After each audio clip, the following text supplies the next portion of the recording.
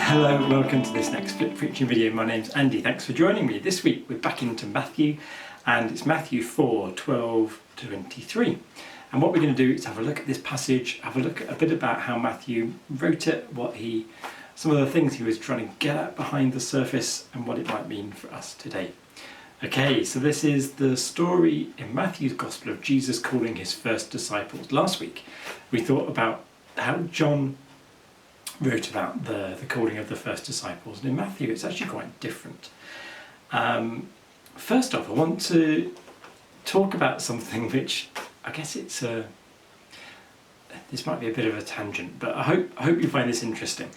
When the Bible writers, when the writers like Matthew wanted to highlight something, they couldn't use a highlighter. They couldn't put it in bold because everything was handwritten and copied out by someone else later. So they had a particular way of highlighting the most important part, and it's called a chiasm.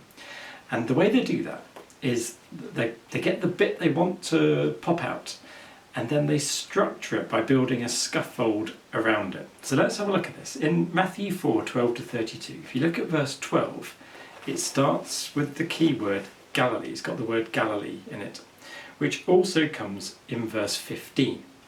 I'll try and put this on screen as a diagram. So you've got Galilee in verse 12 and 15, and they frame this little bit. And then the next step up, you get beside the sea, mentioned in verse 13, and in verse 15 you get the road to the sea. So you get this being by the seaside as the next level of like a pyramid. Okay, the next level are these places, Zebulun and Naphtali, which are mentioned twice. We're getting quite close together now. That happens in the end of verse 13 and the start of verse 15. And what we're left with in the middle of all of these steps is the line, so that might be fulfilled everything that was spoken through by Isaiah the prophet. And this structure, called a chiasm, building towards the central point, is a way of highlighting that middle bit. And the gospel writers use this over and over again. So Matthew, I think, is trying to say that the bit about Isaiah is really important. And what Isaiah said, this is referring to Isaiah 9 verse 1. And he talks about this land of Zebulun and Naphtali. They were both tribes, they're sort of Jewish tribes, and their homeland was attacked by the Assyrians way back in history. You can read about this in 2 Kings 15. So they were attacked and all the people were taken off, exiled to somewhere else. And in the midst of that, Isaiah is saying that this land has known this great calamity, this great misfortune, but yet God will restore. But he won't just restore them there. It talks about how God will restore them from one place to another, and including by the Galilee where the foreigners live, where the Gentiles live. So buried in this Isaiah prophecy, there's this promise that when this land was destroyed, there was a terrible war, terrible calamity, but God will rebuild and reconstruct, but it will be bigger and broader and more inclusive than it was before, and it will include the Gentiles, the people who aren't Jews. So that's the thing at the start of this. Matthew wants to say that Jesus is going to restore what's lost and rebuild it in a better, more broad, more diverse, more everywhere. That's not really a good way of saying it, but it's going to make it more complete, more universal. And then to make that clear, we have this picture of the first disciples being called, first Peter and Andrew, and then James and John. Both these pairs of brothers were fishermen, and they both worked on the Sea of Galilee, which was the bit where, remember, Isaiah said that God's restoration would happen. And Jesus comes to these people, and in Matthew's Gospel, he doesn't give any sort of warm-up. He just says, come and follow me, and I'll make you fishers of people. I'll make you fish for people.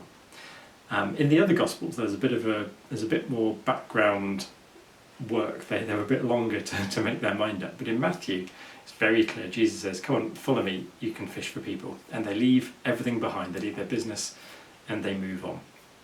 Matthew's Gospel was written for people who were facing change, whose world had collapsed.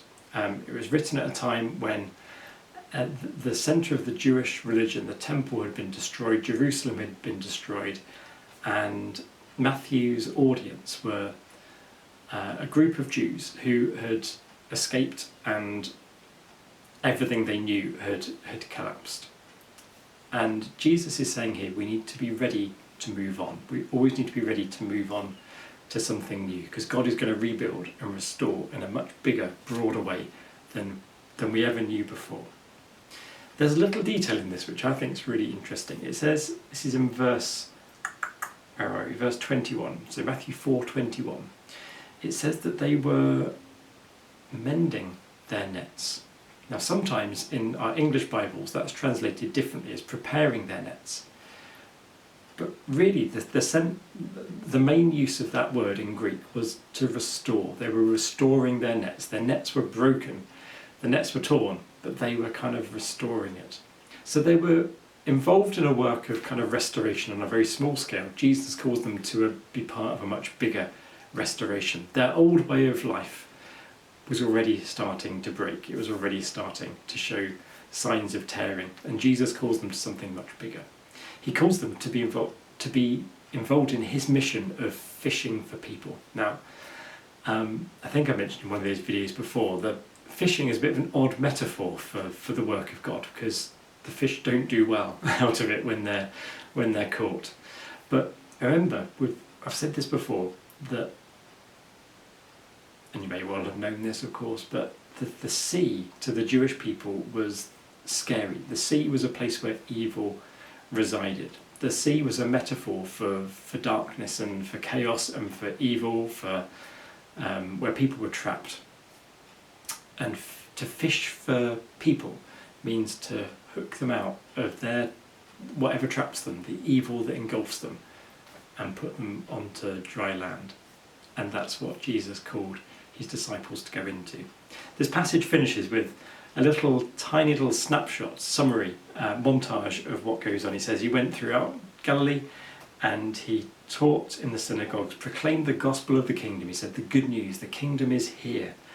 And he healed every disease and every sickness. He restored people back to health. So in this wonderful passage, there's a message for us that we can both be pulled out of the darkness. We're in one way we're fish, and God, through God's people, can pull us out of whatever is trapping us. But there's another side to this, that we are invited to be part of the work of fishing for other people, hooking people out of whatever traps them, putting them back on the solid ground, reconnecting them with their maker. And that's really exciting. The early disciples did leave behind what they were doing because they saw that this was an opportunity to do something way better. So may we follow in their footsteps. Okay, thank you for watching. We'll see you next week. Cheerio. Bye-bye.